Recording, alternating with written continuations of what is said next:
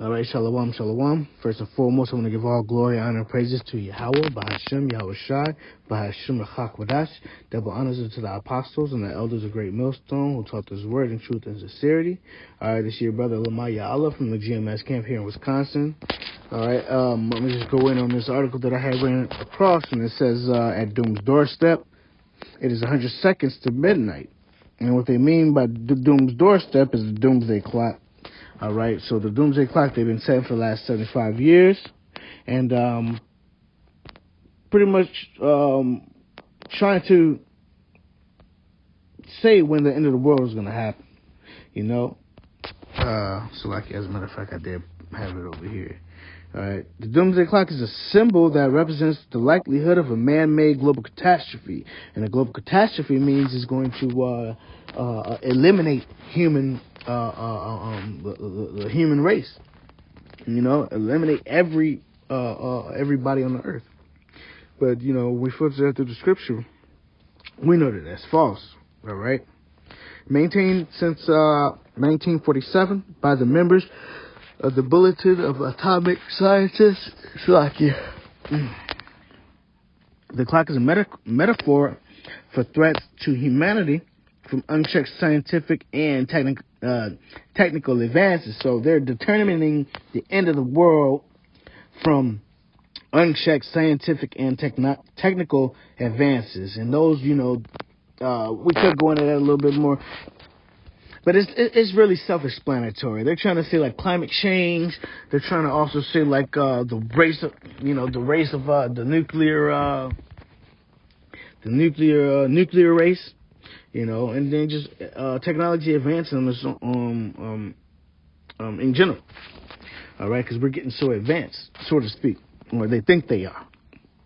But anyway, the clock represents the hypothetical global catastrophe as midnight, so they're saying it's 100 seconds to midnight right now. That means what? 60 seconds is a minute and a half, so that's a minute and 40 seconds. All right, so we're under 2 minutes on how close we are to so-called global catastrophe. All right, the clock represents hypothetical global catastrophe as midnight, and the bulletin's opinion on how close the world is to a global catastrophe as a number of minutes or seconds to midnight. All right, so you see that opinion, it's all opinionated. So they're trying to put things together. None of this is fact. All right, they're putting things together just to try to guess, and they've been guessing for the last 75 years. But anyway, main factors influencing the clock are nuclear risk, like I said, and climate change. All right, the Bulletin Science and Security Board monitors the new developments in the life of sciences and technology that could inflict irrevocable harm to humanity. I had to make sure I read that right. But yeah. Anyway, we're gonna get into these scriptures because we're going to go ahead and debunk all of this, you know, pretty much nothing, you know, maybe nothing. We're going to go ahead and tell them what it is and how it is, all right? Because Esau is the end of the world and Jacob is the one that follows, all right? So that's a promise that was made to us, you know? That was a promise that was made to Israel, a promise that was made to Jacob, right? And that's, 2nd Ezra 6 and 9, for Esau is the end of the world, and Jacob is the beginning of it that followeth. All right, so that means that it's not going to be an end of the world. All right, there is not going to be global, a so-called global. There will be a global catastrophe, but it's not going to be the end of the world. All right, Matthew 24:3. As he sat upon the Mount of Olives, the disciples came into him, and that him is who? Our King, Yahweh Shai. All right? Privately saying, tell us, when shall these things be? Because the disciples always were asking, all right? That was one of the main things they wanted to know, right? When is your kingdom going to be? You know? When are we going to, have to stop being how we are, living how we are? You know? Now, so let me keep going. Tell us, when shall these things be? And what shall be the sign of thy coming? So yes, Yahweh Shai told them the signs. Not no scientific technology is advancing, not no, they're going to be trying to get a nuclear race. I mean, honestly, the nuclear race does go into wars, but at the same time, there's specifics here, all right? And it's not opinionated, all right?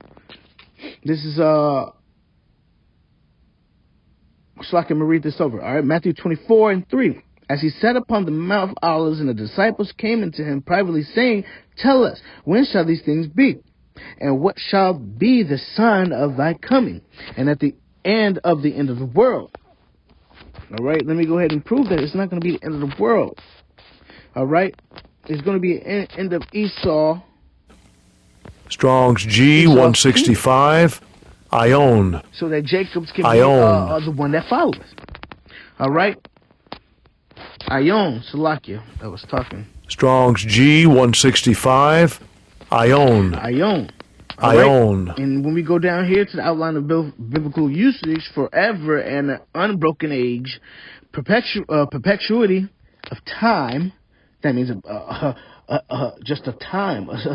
Eternity, the world's universe, period of time, age. We'll just go to period of time, age. All right, Salakia. But that right there proves that it's only going to be a change of time, a change of age. And age and a period of time is rulership. All right? It's going to be an end of one rulership, and then another ruler is going to take in its place. All right? And that's going to be the rulership of Yahweh B'Shem Shai. All right? With King David on the throne. All right? I'm going to go ahead and keep going. And Yahweh Shai answered and said unto them, Take heed that no man deceive you. So their scientists can't deceive us, And then, they already said it's opinionated. How are you going to take opinionated over fact? And this is straight facts. I don't need opinions. Yahweh B'Shem Shai said these are the things that's going to happen so that we know that his kingdom is coming. And he's coming back. All right? Matthew 24:5, For many shall come in my name, saying, I am Hamashiach, and shall deceive many. Well, you can't deceive the mighty elect. All right? And shall hear of wars and rumors of wars, and we hear that. We see those now, right now, Going back to Ezekiel, right? Ezekiel 38. The hooks and the jaws of Magog. Now, what are they doing over there with Russia and Ukraine and America? It's pretty much a standoff. All right. I know as the scriptures say, that the hooks and like jaws, they're gonna be forced to react. So America or whoever it may be are gonna do something to force them to react. But Slacky, let me get back to this.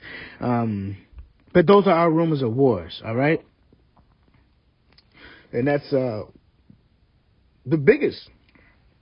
All right, that means since the so-called nuclear race has started, it's always been the Soviet Union and America. All right, it's not the Soviet Union anymore right now. It's just Russia, but at the same time, Magog is Russia.